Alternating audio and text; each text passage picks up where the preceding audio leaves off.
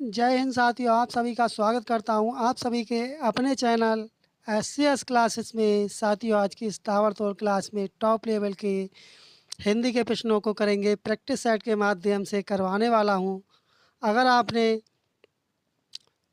37 प्रश्नों में से 25 प्रश्नों के सही जवाब दे दिए, मान लीजिए आपकी बहुत बेहतर तैयारी है। इसलिए क्लास में अंत तक बने रहें, क्लास को कहीं से भी स्किप ना करें। ज़्यादा आपका समय ना लेते हुए बढ़ते हैं प्रश्नों की श्रृंखला की तरफ। पहला प्रश्न अपना स्क्रीन पे आ चुका है। पहला प्रश्न अपना है कि जो बाल श्रम किसका खुला उल्लेख है। बाल श्रम किसका खुला उल्लेख है। तब ये बाल श्रम किसका खुला उल्लेख है आपको बताना है। मानव कुल का, मानवाधिकार का, आदि मानव का, मेहमानों का। तभी इसके ये किसका खुला उल्लेख है। ये जो उल्लेख है मानवाधिकार का। जो साथी इसका जवाब ऑप्शन बी बता रहे हैं वो बिल्कुल सही जवाब बता रहे हैं। अगला प्रश्न है, ईश्वर का रूप किसको माना जाता है।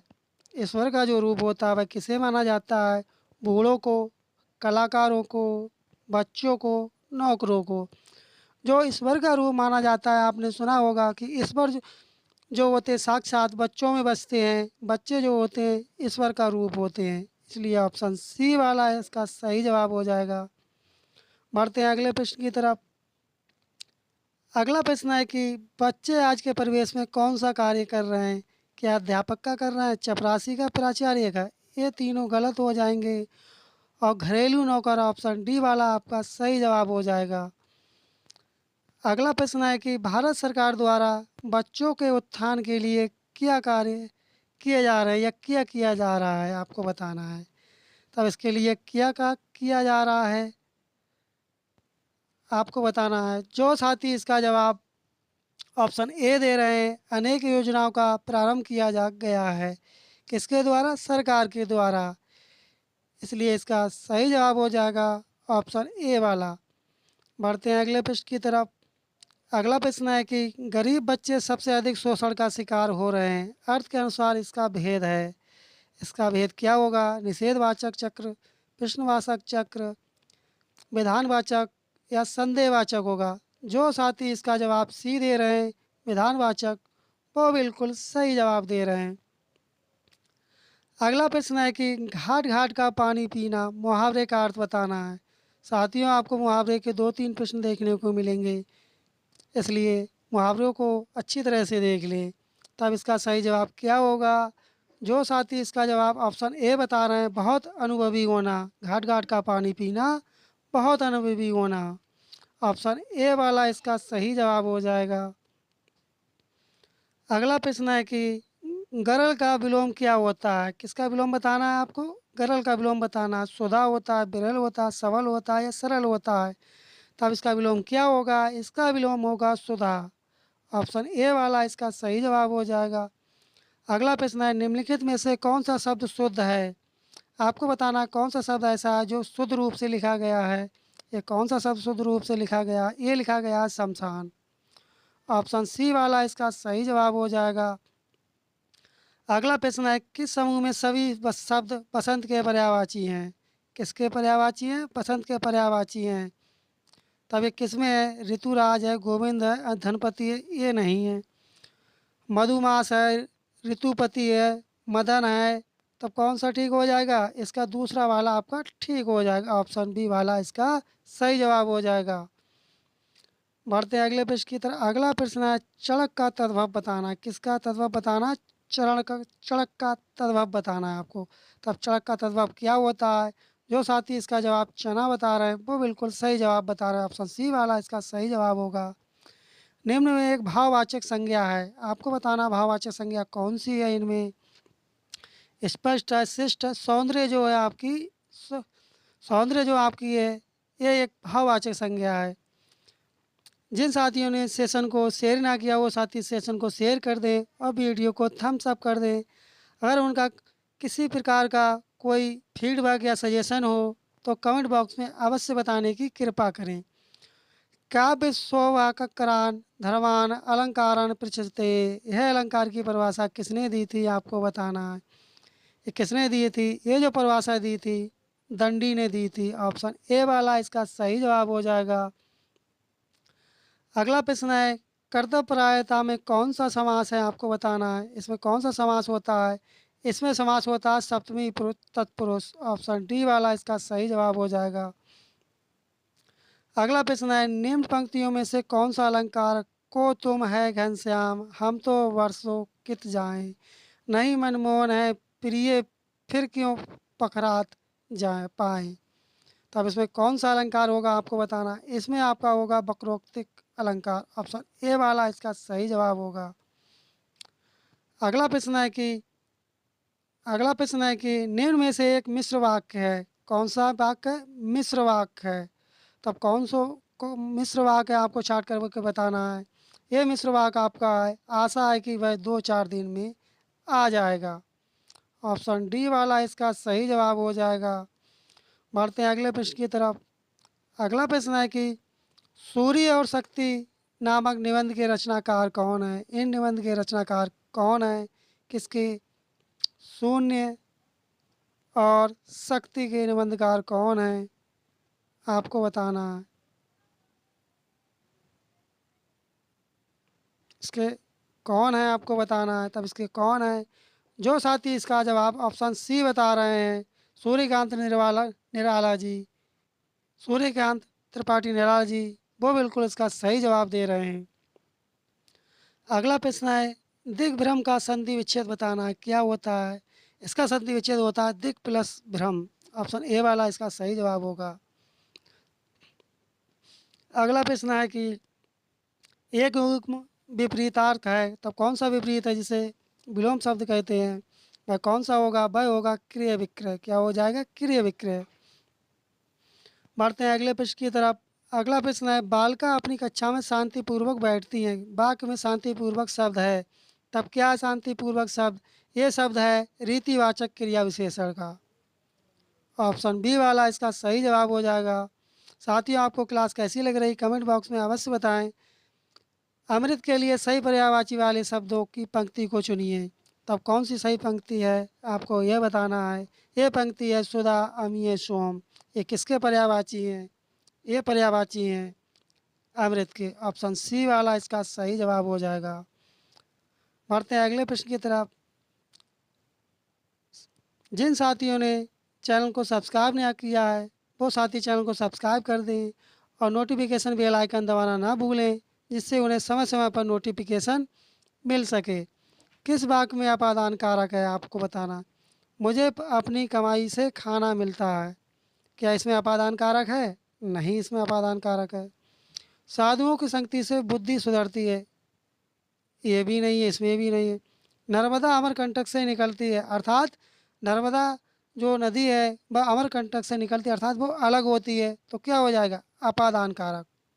ऑप्शन सी वाला इसका सही जवाब हो जाएगा। अगला प्रश्न है, वह दूर लेकर आया, वाक्य में संज्ञा भेद पहचानिए। आपको क्या बताना, संज्ञा बताना। व्यक्तिवाचक संज्ञा है, ये नहीं है। जातिवाचक संज्ञा है, ये नहीं है। भाववाचक, ये भी नहीं। द्रव्यवाचक, ये वाली ठीक है आपकी, ऑप्शन डी वाली। बढ़ते हैं अगले प्रश्न की तरफ। साथियों, मान लीजिए अगर क्लास आपने अगर पूरी देख ली, तो आपको इन्हीं क्लासों से हिंदी का पूरा पेपर फंसेगा। इतना फंसेगा कि आपकी अच्छी खासी मेरिट रैंक बनेगी। इसलिए क्लास में अंत तक बने रहें, क्लास को कहीं से भी स्किप ना करें। निम्न वाक्यांश के लिए एक शब्द का चयन कीजिए जो किसी वस्तु या विषय में आसक्त ना हो। तब उसे क्या कहेंगे, एक शब्द में उसे क्या कहेंगे, आसक्त कहेंगे, ये नहीं कहेंगे, अनासक्त कहेंगे। ऑप्शन बी वाला इसका सही जवाब होगा। अगला प्रश्न है कि निम्नलिखित व्यंजन संधि का उदाहरण है, तब व्यंजन संधि का कौन सा उदाहरण है, आपको बताना। ईशोगान है, ये भी नहीं। दुश्चरित्र, ये भी नहीं। नमस्कार, ये भी नहीं। सद्भावना जो है वह व्यंजन संधि का एग्जाम्पल है। बढ़ते हैं अगले प्रश्न की तरफ। अगला प्रश्न है कि बिखरे मोती रचना के रचनाकार हैं, तब इसके रचनाकार कौन है। महादेवी वर्मा, ये नहीं है। सुभद्रा कुमारी चौहान जी हैं इसकी रचनाकार। ऑप्शन बी वाला इसका सही जवाब होगा। अगला प्रश्न है कि यह प्रेम का पंथ कराल महा डैश डैश डैश डैश उपयुक्त लोकते को पूर्ण कीजिए। इसे पूरा करना है कि पूर्ण ये क्या होगी? ये होगी तलवार की धार पे धावनो है।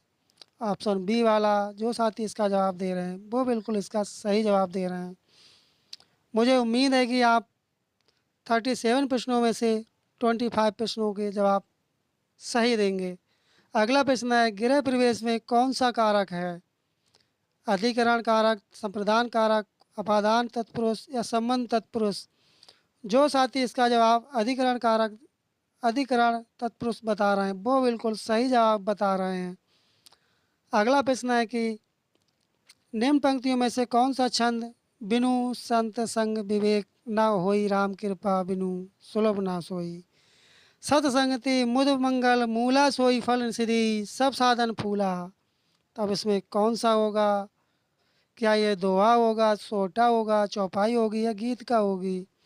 जो साथी इसका जवाब ऑप्शन सी बता रहे हैं चौपाई वो बिल्कुल इसका सही जवाब बता रहे हैं। अगला प्रश्न है कि अर्धनारीश्वर नामक उपन्यास के रचयिता कौन है? क्या ये धर्मवीर भारती है, राही मासूम रजा है, विष्णु प्रभाकर या निराला जी हैं? जो साथी इसका जवाब विष्णु प्रभाकर बता रहे हैं वो बिल्कुल इसका सही जवाब दे रहे हैं। ऑप्शन सी इसका सही जवाब होगा। बढ़ते हैं अगले प्रश्न की तरफ। अगला प्रश्न है कि जिन साथियों ने वीडियो को लाइक ना किया वो साथी वीडियो को लाइक कर दें। अगर उनका कोई सजेशन या फीडबैक हो तब कमेंट बॉक्स में बताने की कृपा करें। चांद का मुटियाड़ा है किसकी रचना है? ये किसकी रचना है आपको बताना। इस्पाल की, नागार्जुन की, गजानन माधव मुक्ति बोध की, अमृत राय की।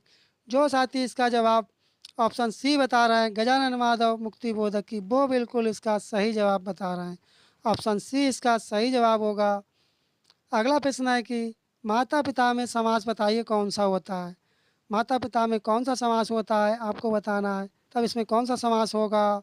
क्या कर्मधारय समास होगा? ये नहीं होगा। बहुब्रीहि समास होगा? ये भी नहीं होगा।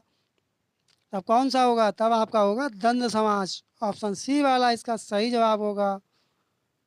अगला प्रश्न है कि निम्न में से कौन सी रचना सुमंत्रानंदन पंत की है? प्रभात फेरी, हुंकार, कला और बूढ़ा चांद या उर्मिला है? जो साथी इसका जवाब कला और बूढ़ा चांद बता रहे हैं वो बिल्कुल इसका सही जवाब दे रहे हैं। ऑप्शन सी वाला इसका सही जवाब होगा। बढ़ते हैं अगले प्रश्न की तरफ। अगला प्रश्न है कि ए और ए का उच्चारण स्थान है। तब इसका उच्चारण स्थान क्या होता है आपको बताना है। इसका उच्चारण स्थान होता है कंठे तालुब। ऑप्शन सी वाला इसका सही जवाब होगा। अगला प्रश्न है निम्न शब्द युग्म के विकल्पों में से कोई एक विकल्प सही नहीं है, गलत युग्म का चयन कीजिए। आपको उसका चयन करना है जो गलत दे रखा है। तब कौन सा गलत दे रखा है? पिरथा पिरथा ये ठीक है आपका। पाठ पाठ ये भी ठीक है। बदी बदी ये भी ठीक। प्राप्त और पाना ये आपका ऑप्शन डी वाला सही जवाब होगा। ऑप्शन डी आपका सही जवाब हो जाएगा। बढ़ते हैं अगले प्रश्न की तरफ। अगला प्रश्न है कि बरसात में मच्छर नाक में दम कर देते हैं। रेखांकित मुहावरे का अर्थ बताना है। तब इसका अर्थ क्या होगा? क्या सांस ना लेने देना, सोने ना देना, बहुत परेशान करना, प्रदूषण फैलाना? जो साथी इसका जवाब बहुत परेशान करना ऑप्शन सी दे रहे हैं वो बिल्कुल इसका सही जवाब दे रहे हैं। साथियों आपको क्लास कैसी लगी कमेंट बॉक्स में बताना ना भूलें। यदि आपका कोई सजेशन या फीडबैक हो तब कमेंट बॉक्स में अवश्य बताएं। और जिन साथियों ने चैनल को सब्सक्राइब ना किया हो वो साथी चैनल सब्सक्राइब कर लें इसी तरह की वीडियो पाने के लिए। और नोटिफिकेशन बेल आइकन दबाना ना भूलें जिससे उन्हें समय समय पर नोटिफिकेशन मिल सके। मिलते हैं जल्द ही नेक्स्ट क्लास में। तब तक के लिए धन्यवाद।